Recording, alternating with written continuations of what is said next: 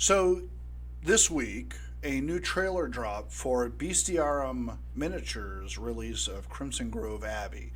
So Bestiarum, which is a hard name to say for me, I keep wanting to call him Bestiarium or something like that.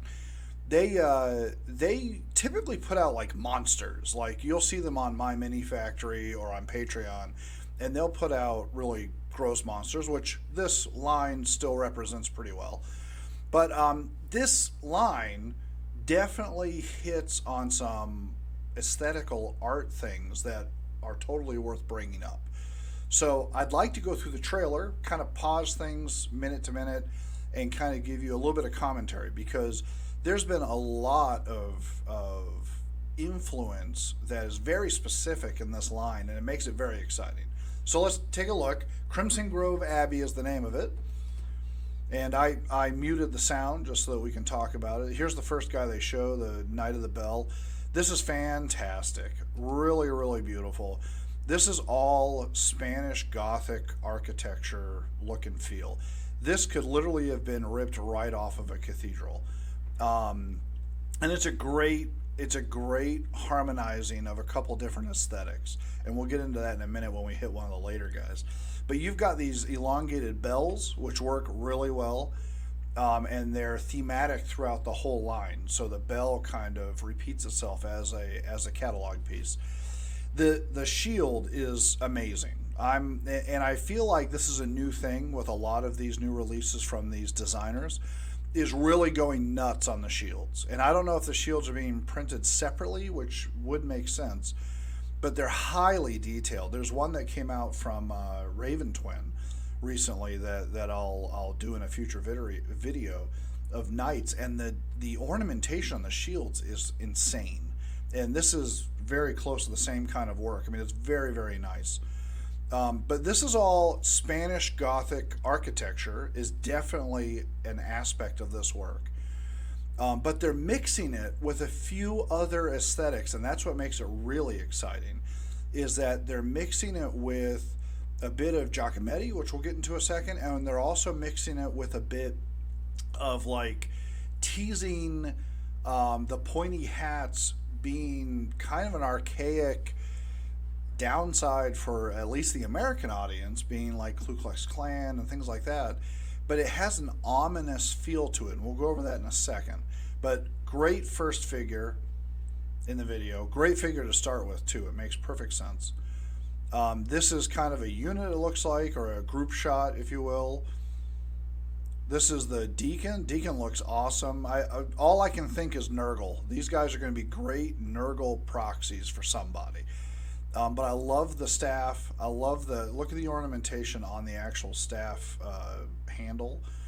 I also like how you have this amorphous blob, but then you also have like regular feet coming out of it. It's great, great. Didn't overkill the bells. This is great. Hold on, let me back it up just for a little bit so we can see it better. There you go. So this, we're going to get to this guy in a minute, but I'm going to focus on this. This also is riffing right out of Spanish Inquisition style Gothic architecture. It's really terrific. This here also is great. That's right out of that same period. Even the spoons look, like they're from that period. And the pedestal, just all really solid stuff. Here's that figure in full. So I'm not sure why they show the busts. The scattered terrain's awesome. I am going to buy the line, if nothing else, for the scattered terrain. Scattered terrain is fantastic. This detail up here is really, really nice. These are obviously repurposed from this. But the bell, so a lot of this is repurposing, don't get me wrong, but the fact that you can separate it and use it in different ways is going to be nice. And I'm hoping that this is just a bit of it. Like, I'm hoping there's other pieces also that they're not showing off. But great stuff. Still fits the motif beautifully. And then this guy, Brother of Silence. So this is where I'm going to pause and get into the artsy fartsy part of the program. This is, you could tell this is the most thought out piece in it, because he is combining a variety of different aesthetical qualities. that is influencing the designers. So let's go over some basics, okay? So for one, I got to look down here so I can switch to some of my other images for you to see. So first of all, Gothic architecture, right? So look at all of the ornamentation on these spikes and stuff. That is all being seen in these models quite a bit. The you can tell by the spininess of some of these columns and stuff, the ornamentation that's on them, that's being reflected in these hats, in the way they do their staffs, all that other stuff. The ultimate version of that is, of course, the Sagrada Familia, which is a famous. It's actually later. It was done later than the Gothic architecture typically was, but it's kind of the extreme modern version of what the Gothic look can turn into.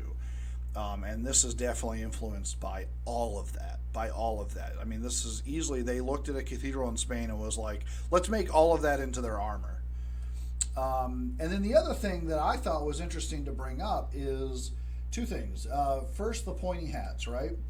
So in America, we just think of the KKK. But in Europe, especially in Spain, you have some historically important religious orders that used hoods in this way. I mean, so the one you see on screen here, the red ones, are the Navarinos. And then there's also the Semana Santa, which are these guys here, which are more purple and blue. And they have the black hoods going up. So historically, any of these spikes, so they're imitating the cathedrals. That's what these hoods are supposed to be doing. The cathedrals, the reason that they had the spikes was it was a center point in the towns that was reaching towards heaven. That was the idea. Over time, the gaudiness and the over-dramatization has been construed and morphed through tales, through ideology, through different things to become more of a, Gothic to us has turned more dark, right? It's turned more into a visual appeal that we relate to stormy nights and hunchbacks and things like that. So that's where that aesthetic fits into this absolutely beautifully. The other thing that this figure happens to imitate also is Giacometti. So Giacometti is a famous sculptor, and he's really best known for these very elongated, very tormented-looking sculptures of physical forms, human forms. And he's post-war, so there's a lot of aesthetic to this that reaches back to concentration camp response. They look like burnt corpses, but they're very, very narrow, slender, up and down, and they feel they're a big downer, right? You don't look at these and feel inspired at all.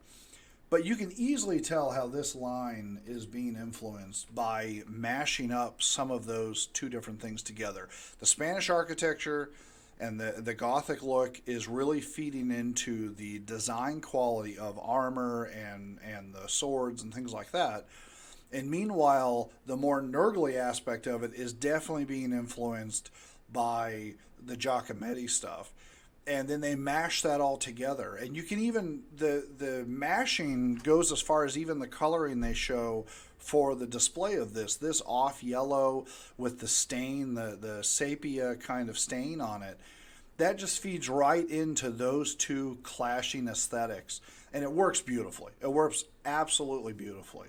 I am definitely going to be, sorry, I just happened to put up that thing again. I am definitely going to be getting this line when it comes out. It's really nice.